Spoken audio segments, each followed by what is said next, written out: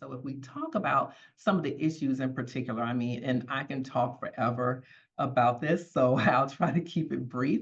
No, I want to hear. I want to hear. Tell So us.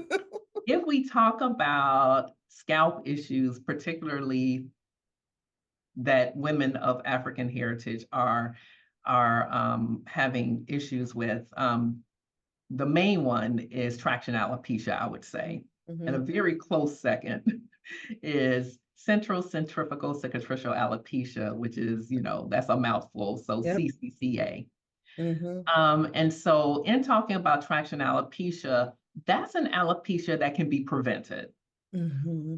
And so just because of our culture, we have, our culture, and because of the morphology of our hair or the shape of our hair, sometimes we implement grooming habits that allow us to control our hair in a way that makes it just easier to live. Right. And so we wear braids, and a lot of times, if you do cornrows, if they're installed too tight or if they're put in too tight, then you pull, because traction means pull.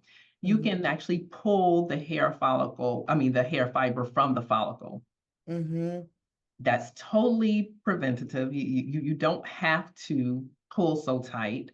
But there are certain conditions that can even make you more susceptible to having traction alopecia. And so if you suffer from dandruff or seborrheic dermatitis, where your hair or your scalp flakes, then sometimes, and we don't really understand exactly what it is that's going on, but it makes the hair, the force that it takes to have the fiber removed from the follicle, it is just a lower force. And so it comes out more readily.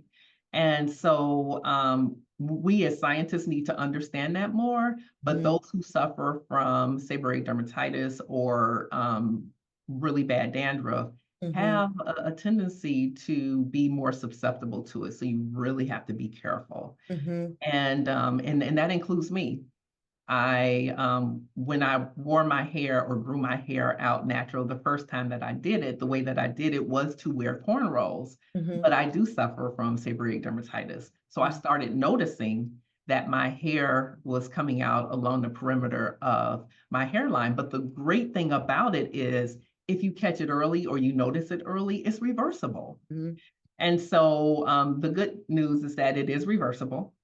And so if you stop the pulling, then you will more than likely keep your hair. Now, there are some other problems that could exist that can make your hair continue to come out. But for the most part, if it's truly traction alopecia and that's all you're suffering from, your hair will start to regrow. But if you traumatize the follicle so much that you're continuously pulling on it, it is going to unfortunately stop growing hair.